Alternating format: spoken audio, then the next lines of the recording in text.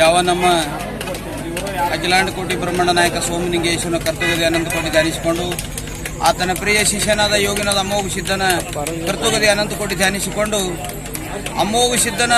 ಸರಕಂಬಲದಲ್ಲಿ ಸದ್ಗುರು ಸತತ ಮದಗೊಂಡೇಶ್ವರ ಸಿದ್ಧರತ್ನ ಮದಗೊಂಡೇಶ್ವರಪ್ಪ ಅವರು ಅಮೋಘ ಸಿದ್ಧನ ಚರಿತ್ರೆ, ಅಮೋಘ ಸಿದ್ಧನ ಪವಾಡೆ, ಅವರು ಬಾಲ್ಯದಲ್ಲಿ ಇರ್ತಕ್ಕಂಥ ಸಣ್ಣದ ವಸ್ತು ಇರ್ತಕ್ಕಂಥ ಅವರು ತಮ್ಮ ಅನುಭವಿಗೆ ಬಂದಾಗ